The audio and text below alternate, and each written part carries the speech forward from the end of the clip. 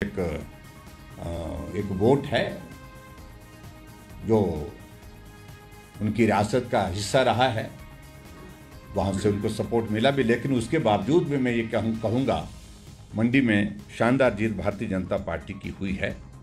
ये भी मैं आपके बीच में कहना चाहता हूँ। शिमला पार्लियामेंट्री कॉन्स्टिट्यूंसी में हमारा सुरेश कश्यप जी दूसरी बार सांसद बने 54% वोट शेयर के साथ, और हमीरपुर में अनुराग ठाकुर जी बहुत बड़े अंतर के साथ जीते हैं और 58% वोट उनको मिला है, और इस प्रकार से चारों सीटों पर भारतीय जनता पार्टी की जीत हुई है। मुझे इस बात को लेकर के ये जरूर कहना है कि हिमाचल प्रदेश में वर्तमान कांग्रेस पार्टी के सरकार सुखविंदर सिंह सुक्खू जी के नेतृत्व में जो चल रही है वो जनादेश खो चुकी है। राज्यसभा की सीट हारने पर वो बहुमत विधायकों का खो चुकी थी, लेकिन अब जो है वो जनता जनार्दन के बीच में भी अपना जो है लोकप्रियता और ज़्यादा अधिक बुरी तरह से मैं कह सकता हूं वो खो चुकी है। मैं इस बात को याद कराना चाहूंगा कि जब पिछली बार लोकसभा का चुनाव हिमाचल प्रदेश में हुआ था, जब भारतीय जनता पार्टी की सरकार था, मैं मुख्यमंत्री था प्रदेश का, उस वक्त हिमाचल प्रदेश में 69% वोट शेयर मिला था भारतीय जनता पार्टी को, जो पूरे देश भर में सर्वाधिक था। सबसे ज्यादा वोट शेयर मिला था तो हिमाचल प्रदेश में मिला था।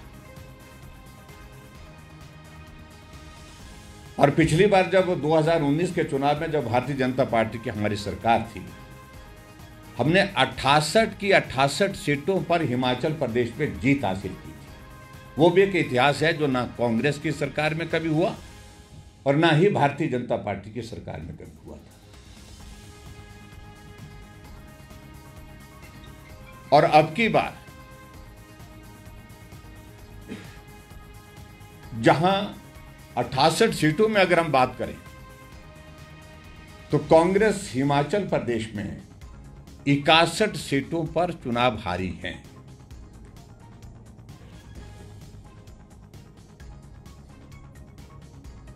और यहां तक के मुख्यमंत्री महोदय जी जिस विधानसभा क्षेत्र से विधायक हैं, नादौन विधानसभा क्षेत्र से,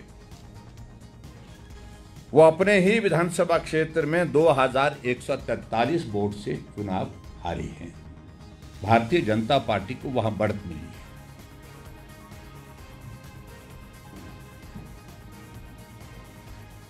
और उसी प्रकार से अगर मैं बात कहूं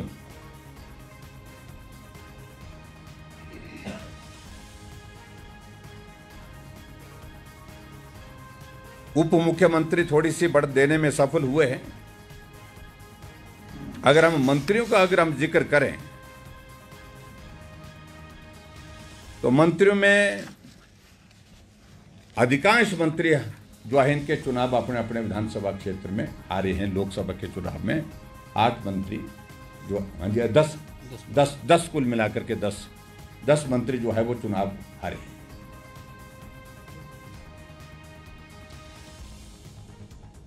और ये एक जनमत का मैं जिक्र कर रहा हूं जो पूरे प्रदेश भर में अब ढिंढोरा पीटे जा रहे हैं अपने बहुमत का, अपने लोकप्रियता का।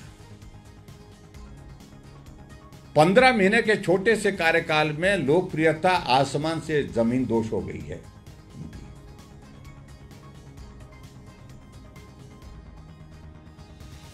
हिमाचल प्रदेश में जहां 6 उपचुनाव थे, 6 उपचुनाव में से हम 2 जगह जीतने में सफल हुए हैं, बड़सर और धर्मशाला में। और शायद कांग्रेस पार्टी इसी का आनंद ले रही है। मैं देख रहा था कि जश्न मनाया जा रहा था कि सरकार बच गई।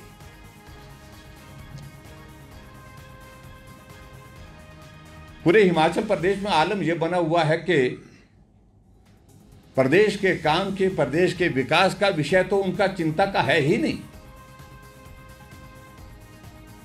उनका चिंता का विषय सिर्फ अगर है तो वो सिर्फ एक ही है, वो है सरकार कैसे बचाई जा सके और सुक्खू जी के लिए कुर्सी कैसे बचाई जा सके। पूरी ताकत इसी पर लगी है।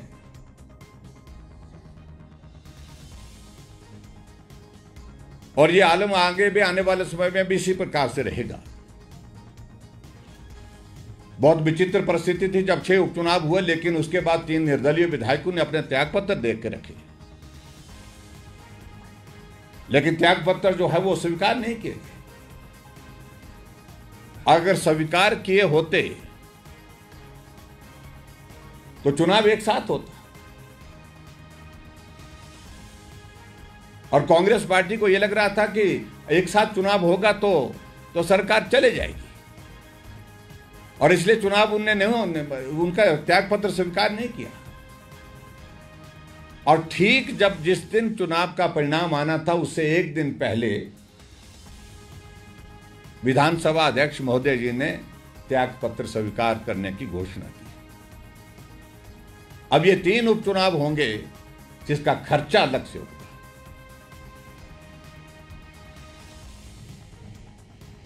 और 3 उपचुनाव में खर्चा जो है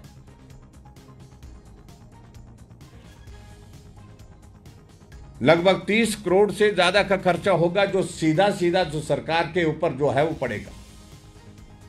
ये बचाया जा सकता था।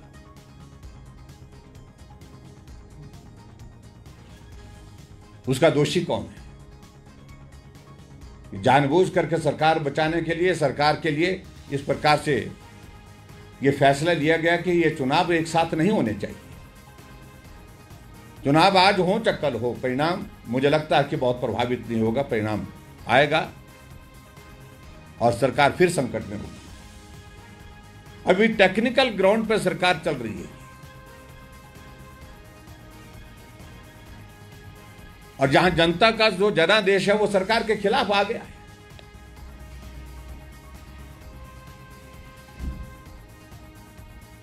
जब 68 में से 61 विधानसभा क्षेत्र में चुनाव हार गए,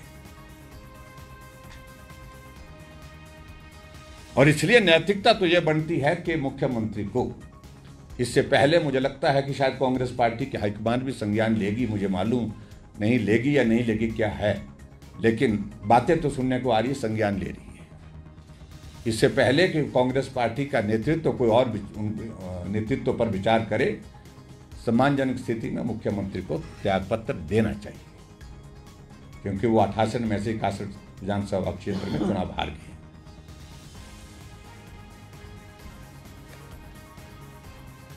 और सबसे बड़ी बात तो यह है कि अपने विधानसभा क्षेत्र में चुनाव हार गए।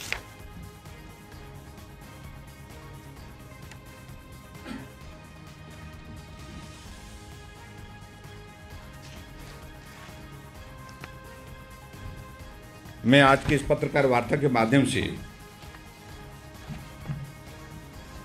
ये मैं जरूर कहना चाहूंगा, जिस तरह से चुनाव को प्रभावित करने के लिए हथकंडे अपनाए गए, मैं समझता वो बहुत ही दुर्भाग्यपूर्ण है। 1500 रुपए के फॉर्म भरने की प्रक्रिया को युद्ध स्तर पर शुरू करना, और कांग्रेस के लोग झोले भर भर करके फार्म लेकर के महिलाओं को गांव-गांव में जाकर के घर घर में फॉर्म भरते रहे। अगर फॉर्म भर ही दिए हैं तो ये 1500 रुपए कब से दिए जाएंगे? इस बात को भी स्पष्ट करे सरकार।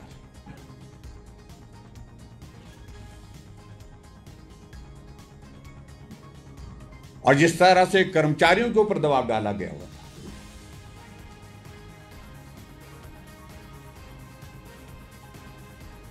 और जिसके चलते मैं इस बात को लेकर के मैं कोई टिप्पणी करना नहीं चाहता हूं, लेकिन पूरे चुनाव को कर्मचारियों के ऊपर इस तरह से दबाव डाल करके प्रभावित करने का प्रयत्न हुआ है। लेकिन फिर भी उसके बावजूद परिणाम आपके सामने आया है।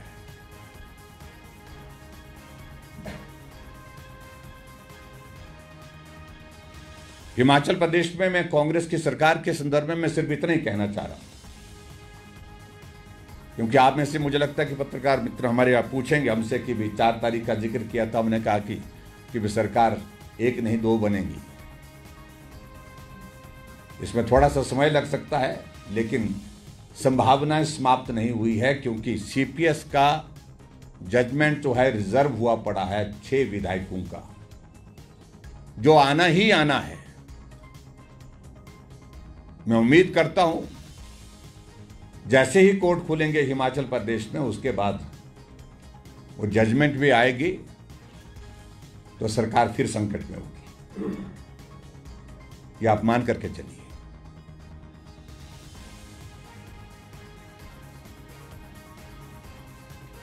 मैं अपने केंद्र के नेतृत्व का, अपने पार्टी के राष्ट्रीय अध्यक्ष आदरणीय जगत प्रकाश नड्डा जी का भी हृदय से आभार व्यक्त करता हूं। कैंपेन में उन्होंने हिमाचल प्रदेश में बहुत बड़ा सहयोग दिया, बहुत सारी सभाओं में उनका आना हुआ। आदरणीय प्रधानमंत्री नरेंद्र मोदी जी का 2 सभाएं हुई, दोनों बहुत सफल हुई और भारतीय जनता पार्टी की जीत को सुनिश्चित करने के लिए उन दोनों कार्यक्रमों की एक बहुत महत्वपूर्ण भूमिका रही है। उनका हृदय से आभार व्यक्त करता हूं। भाई अमित शाह जी के कार्यक्रमों के माध्यम से बहुत ताकत मिली, नितिन गडकरी जी के और योगी आदित्यनाथ जी के कार्यक्रम जो हुए, जिससे सारी कैंपेन में बहुत बड़ा सहयोग रहा है, उनका भी मैं आभार व्यक्त करता हूं।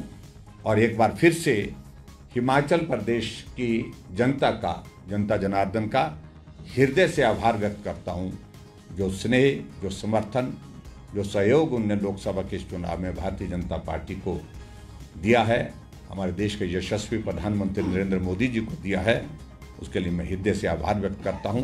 चारों कैंडिडेट हमारे जीते हैं और निश्चित रूप से हिमाचल छोटा प्रदेश, जहां सत्ता कांग्रेस पार्टी की, लेकिन उसके बावजूद 4 सीटों पर भारतीय जनता पार्टी की जीत होना, ये अपने आप में एक बहुत बड़ा जो है वो एक बहुत बड़ा संदेश है देवभूमि हिमाचल प्रदेश की जनता की ओर से हिमाचल प्रदेश की सरकार को, और हिमाचल प्रदेश की जो कांग्रेस की का जो हमारा नेतृत्व है, केंद्र का कांग्रेस का नेतृत्व है, उनके संदर्भ में।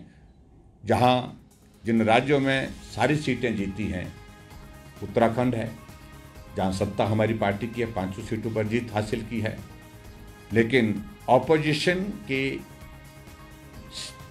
स्टेट 2 हैं, दिल्ली में जहां भारतीय जनता पार्टी ने सारी सीटें जीती हैं, और दूसरी हिमाचल प्रदेश है जहां भारतीय जनता पार्टी ने कांग्रेस की सत्ता होने के बावजूद सारी सीटें जीती हैं। तो एक बार फिर से मैं आप सबका भी धन्यवाद करता हूं। मीडिया का भी बहुत बड़ा योगदान रहा है और सारा इस कैंपेन के लिए, और यही कहूँगा मैं सुखविंदर सुक्खू जी से कि जो कहते थे कि फ्लॉप डायरेक्टर है, मैं आपके सामने हूँ, यहाँ हूँ।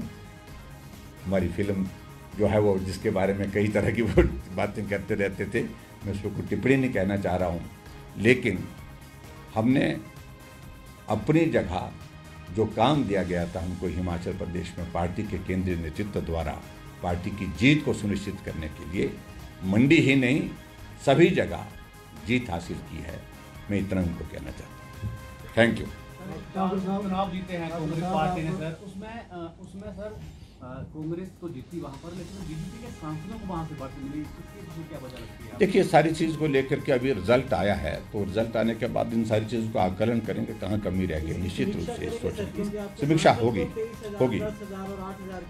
नहीं, स्वाभाविक रूप से समीक्षा होगी, पार्टी के नेतृत्व समीक्षा करेंगे। ठाकुर साहब जी, लोकसभा के लिए आपको बधाई, स्पेशली मंडी के लिए आपका काफ़ी रोल रहा, पर लेकिन ये आप कह रहे हैं कि लोकसभा में रिकॉर्ड मतों से हमारे कैंडिडेट जीते हैं, तो दूसरी तरफ विधानसभा के चुनाव में वो तब्दील क्यों नहीं होगी?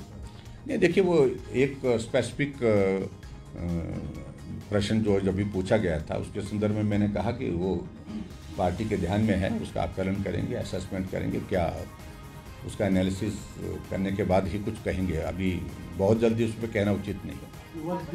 हमीरपुर में एक सीएम और एक पीएम का भी नारा चला सर, बारे में क्या कहना चाहेंगे सर? जी, हमीरपुर में एक सीएम और एक पीएम का भी नारा चला, लेकिन ये सारा नारा चला होगा वहाँ पर, कुछ लोगों ने ये शरारत की होगी, और पर्टिकुलरली कांग्रेस के लोगों ने ही की है ये सारी बात जो की है उन्होंने, और सारी चीज़ को लेकर के वो ध्यान में है सारी बात। सर 3 दिनों के उपचुनाव होने हैं, फिर खाली हो गई है। जैसे अभी आपने टिकट दिया उनको जो आप कांग्रेस से आए थे बीजेपी में, तो अब आप मंथन करेंगे जो 3 जो चले गए हैं वो ये कह रहे हैं बार-बार मीडिया में कि हमें टिकट मिलेगा बार-बार से, तो कहीं एक्सीडेंट दोबारा तो नहीं होता है सर? साथ जैसे अरे दौरान ऐसा बड़ा चेहरा हार गया।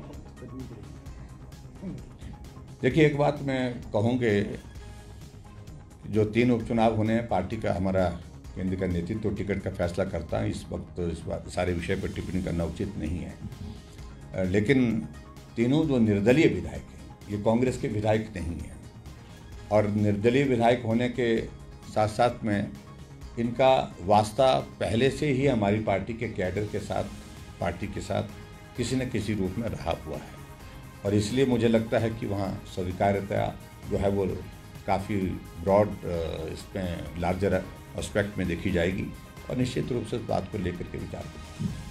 हिमाचल प्रदेश में सर दल बदल की राजनीति है, उससे खाली की आपत्ति है, तो ऐसा मानते हैं। दूसरा, समय से पहले जो है जो नगेट की आपत्ति है भाजपा का जो ऑपरेशन होता है उसको खारिज किया, क्या आप ये ऐसा मानते हैं? ऑपरेशन लोटस के बारे में how you can jump to the conclusion कि operation lotus was executed here? जो हुआ ही नहीं है। कांग्रेस के विधायक नाराज थे, जलील हुए, बार बार जलील हुए। कांग्रेस पार्टी की प्रदेश की अध्यक्ष इस बात को कहती रही। कांग्रेस का मंत्री त्यागपत्र देकर के बैठा था। कांग्रेस का मंत्री मंत्रिमंडल से रोते रोते बाहर निकल गया। नाराजगी का आलम तो ये था। अगर वहां जलील होकर के वो बाहर आए तो उसका मतलब इसको ऑपरेशन लोटस के शेप में देखना नहीं चाहिए उनको। दल बदल की राजनीति को, सारी चीज को लेकर के मैं इतना जरूर कहना चाहता हूं कि भाई उसमें से 2 जीते भी तो हैं। सर, क्या जो 3 चुनाव हो गया निर्दलीय विधायकों के, क्या उसके साथ कोई और चुनाव भी हो सकते हैं? क्या और सीटें भी हो सकते हैं कांग्रेस ने कैसे कांग्रेस के विधायक आपके संपर्क में, कोई और सीटें भी हो सकते हैं और चुनाव भी हो सकते हैं 3 के साथ? नहीं, अभी तक संपर्क का विषय, अभी तक चुनाव से आए हैं वो अभी तक देखता हूँ, बोला मैं जरा इन सारी चीज़ों पर संपर्क में तो बहुत लोग रहते हैं कई बार ऐसा। इस पे मैं इतना ही कहूँगा कि हालात हमने पैदा नहीं किए, हालात खुद ब खुद पैदा किए हैं, और इसलिए ये परिस्थिति बनी है। ठीक है, अभी थोड़ी देर के लिए सरकार का संकट टला है, लेकिन हमेशा के लिए नहीं टला है। हालात अभी तक भी ऐसे हैं भी, कुछ भी हो सकता है राजनीति में, इस बात को कहा जाता है। मैं इससे ज़्यादा कुछ नहीं कहना चाहता। तो आप इतने कॉन्फिडेंट क्यों है? भाजपा नहीं आ पाई, क्या लगता है आपको कि घाटा होगा कि नहीं ले पाएगा भाजपा? देखिए, एक ईमानदार प्रयास उस दिशा में हुआ है। भारतीय जनता पार्टी को सबसे ज़्यादा सीटें मिली हैं 240, और उसके बाद एनडीए को 292 सीट्स मिली हैं। सरकार बनाने के लिए हमारे पास मैंडेट है। सरकार चलेगी, दमदार तरीके से चलेगी, सरकार बनेगी भी और चलेगी, ठीक तरह से चलेगी। लेकिन इतना मैं ज़रूर कहना चाहता हूं कि जहां बड़ा एक लक्ष्य निर्धारित किया था, जब भी कोई इस प्रकार से कोई चुनाव होता है तो जीत का लक्ष्य सभी तय करते हैं, एक टारगेट तय करते हैं, उस टारगेट की दिशा में आगे बढ़े हैं। टारगेट के दिशा में आगे बढ़ करके एक लक्ष्य तक तो हम पहुँचे हैं। सरकार तो बन ही रही है, और एनडीए की सरकार पहले भी देश में चली है, और स्पष्ट बहुमत होने के बावजूद भी भारतीय जनता पार्टी के केंद्र के नेतृत्व ने एनडीए को पूरा सम्मान भी दिया। 5 वर्ष नहीं 10 वर्ष, और पूरे सम्मान के साथ साथ में पूरी सारी चीज़ों को लेकर के एकजुट होकर के काम भी किया। So thank you very much.